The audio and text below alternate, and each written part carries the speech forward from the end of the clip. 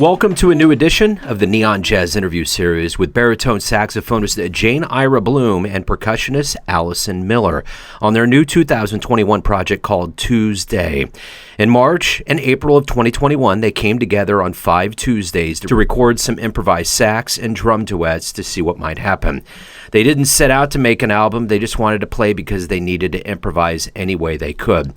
They played with complete abandon, performing remotely from their home studios in New York City and in the reality of the world going on in 2021.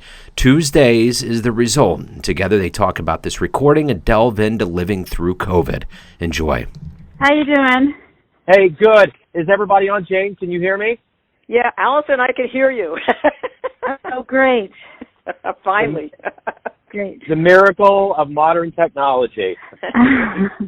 Hey, it's great to catch up with you two. I know we've respectively done separate interviews. I'm really looking forward to talking about this collaborative venture that you two have embarked on. So thank you for taking a minute out for Neon Jazz today.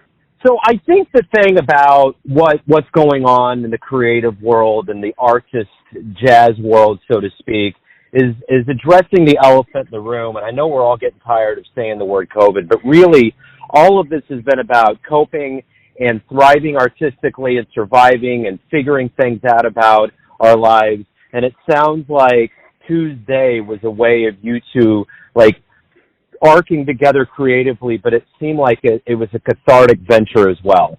Jane? Well, okay, yeah. Sorry, I didn't mean to lay that much on that fast, but I guess. Well, you let us know, we don't want to talk over each other.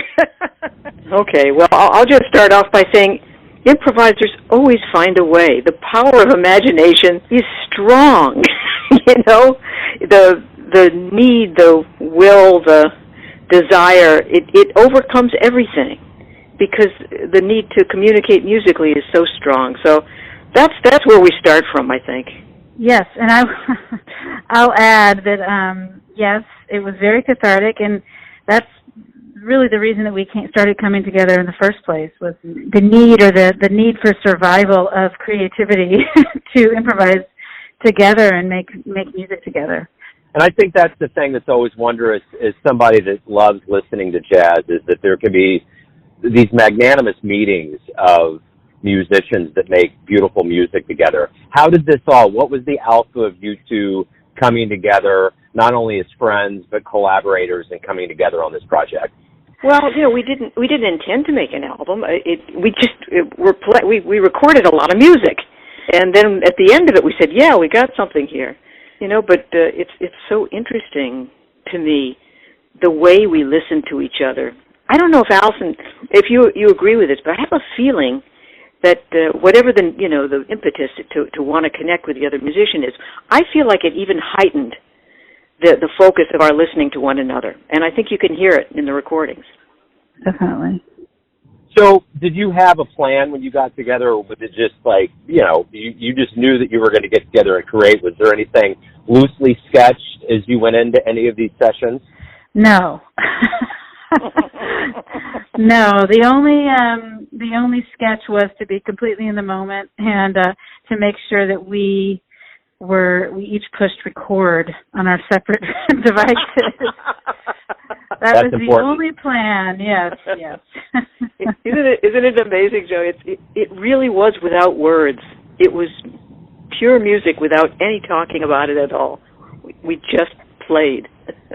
Well, I mean, that's jazz, and that's what I realized, too, as somebody that's kind of looked from the outside in. When this all started in March 2020 and kind of roared on, and I started talking to more and more musicians, and the voices ruminated, I kept thinking, if there was ever, like, an artist out there that would understand getting thrown into a havoc of having months of itineraries disappear in seconds and just everything not knowing what's going to happen next, it's a jazz musician. That's what you do when you climb on stage. That's what you do when you create what you create. I mean, I know it's part hyperbole, but it's true.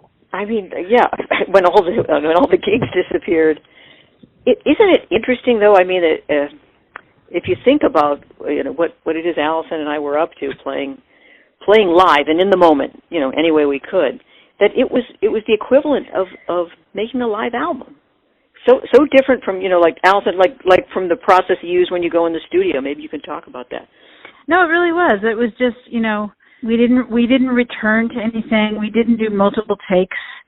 When you're making a more traditional album in a studio album, then you do multiple takes until you think you got it or get a pass that you like and where the magic happens. But for this, it was every time we played with a live performance recorded, and we didn't return to anything. We didn't reflect on anything. We just played and continued on until we felt like each time we played, we continued until we felt like okay.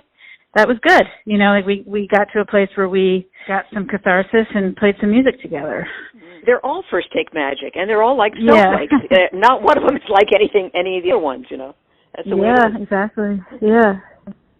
So to nail down the context here, exactly where are you both located and when these recordings happen? I'm in my home on the Upper West Side in Manhattan. Yeah, and I'm in I was in my home in Brooklyn, in Park Slope, Brooklyn. So what did you learn about each other during this process? Obviously you knew each other going in, but what did you discover about each other that you didn't know until this process took place? Oh, great question. That's a great question. I think for me, the thing that was such a wonderful surprise was the array of percussion that Alison found to investigate, to explore with all this music. It went to places I had never imagined. I think I surprised myself in that too, Jane, because I went places with my percussion that I never imagined either. I think one thing that I learned about Jane in this situation was, I always knew that Jane was an expressive and lyrical player, but I think in this process I discovered that her lyricism and the space that she leaves is even more glorious and abundant than I thought. And also just I have a never-ending appreciation for her intonation. Oh, well, thank you. Which is kind of surprised.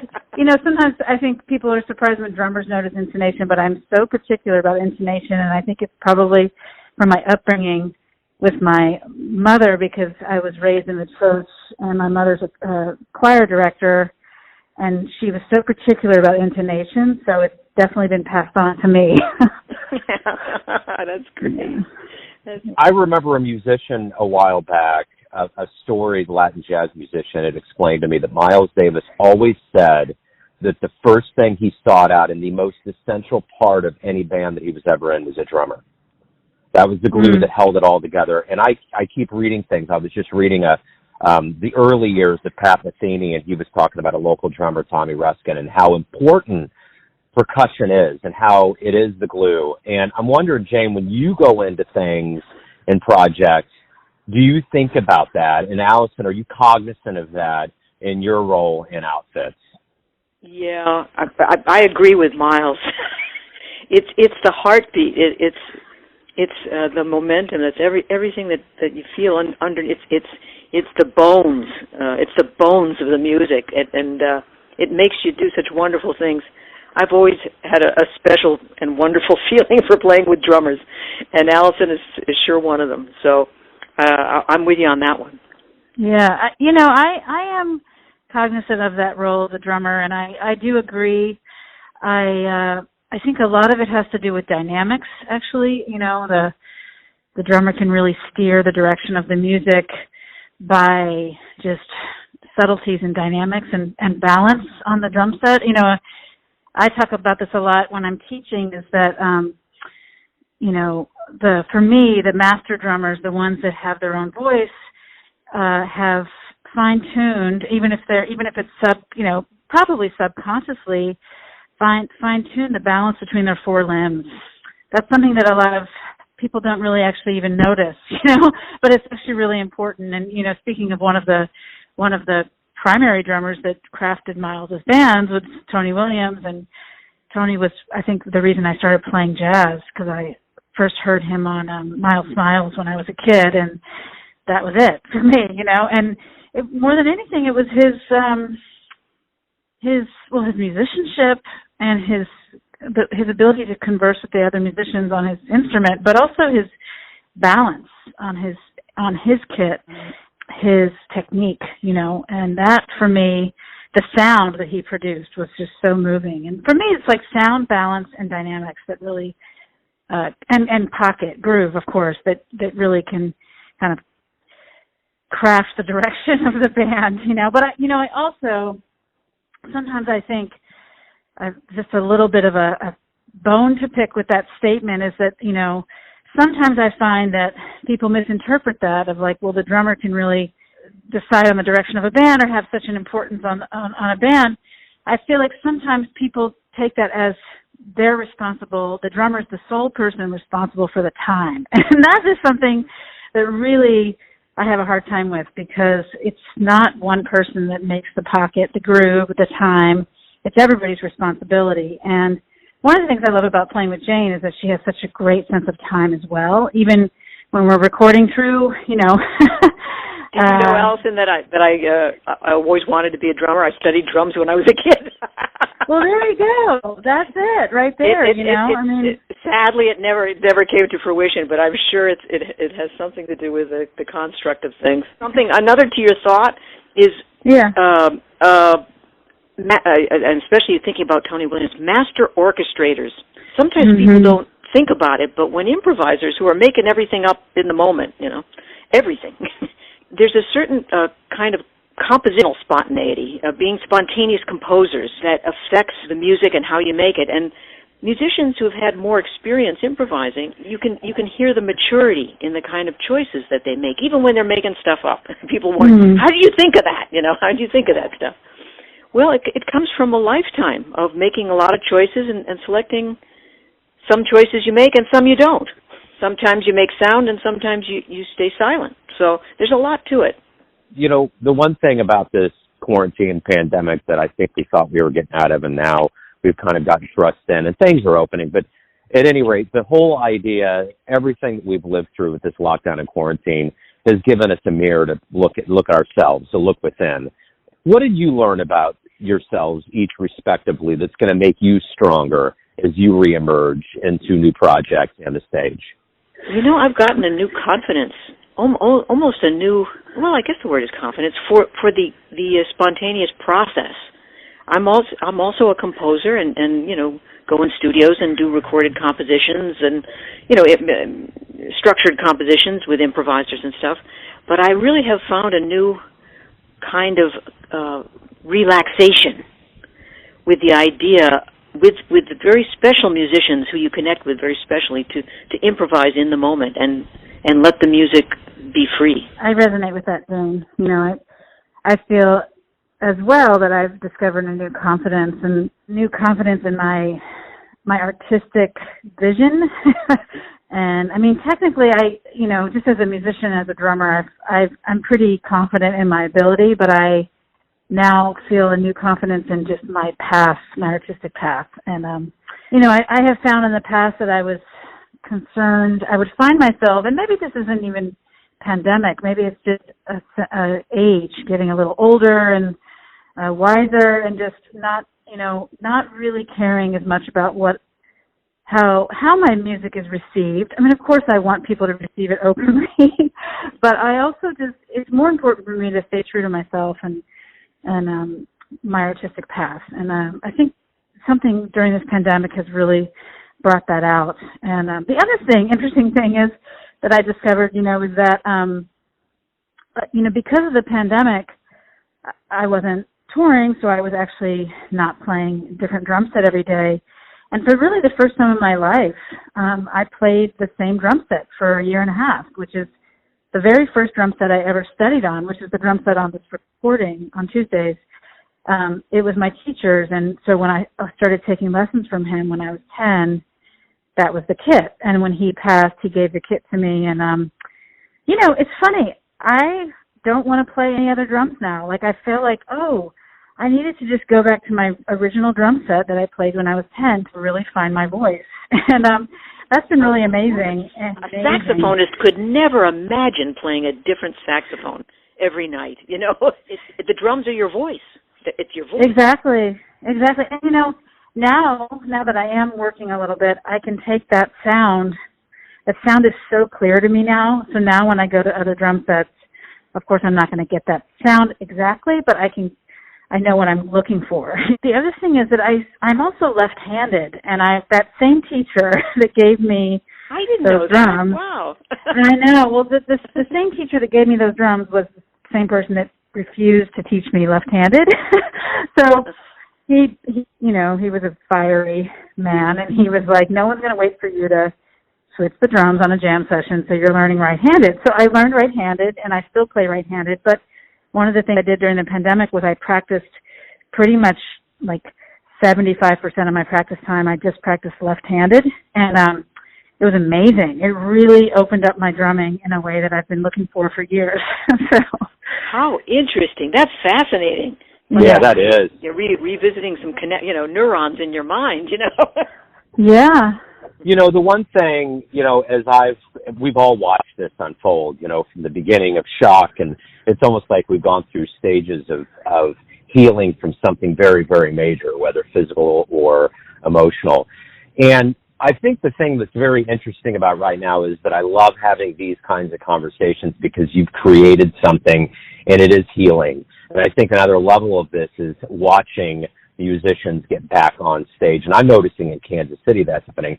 So my question to you is, as we move forward and go through this healing, what is your itinerary looking like? What kind of spokes of hope are you having in your calendar and your schedules where you're going to perform live and get back to those things that you natively have done for decades?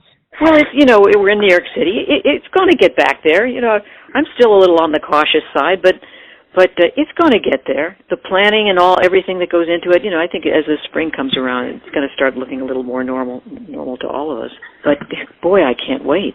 Yeah, I've done some shows. I love, outdoor things. I've also canceled some tours coming up because I'm cautious too because of for myself, but actually mostly for my kids because they're too young to get vaccinated. Yeah, I'm making lots of records. That's what I'm trying to get in. In fact, I'm actually making a record right now in the studio. They're all waiting for me in the control in the tracking room to start. But I'm trying to be as creative as possible, and for me right now, that's mainly by recording projects. That feels like a pretty safe environment because everybody can get vaccinated and tested before we go into the studio. Beautiful. Hey, I'm going to let you get back to recording. And okay. That was my final question, so it was a perfect segue. So thank you, Jane, Alison. Thank you for taking some time out to talk about this project. It's been a wonderful interview. I really appreciate your time. Sure enough. Thank you. Hey. Thanks for listening and tuning into another Neon Jazz interview, where we give you a bit of insight into the finest players in New York, Kansas City, and spots all over the world, giving fans all that jazz. Thanks to both Jane and Alison for their time, music, and stories. If you want to hear more interviews, go to Famous Interviews with Joe Domino in the iTunes Store. Visit Neon Jazz at youtube.com, and for everything Neon Jazz all the time, go to the neonjazz.blogspot.com. Until next time, enjoy the jazz, my friends.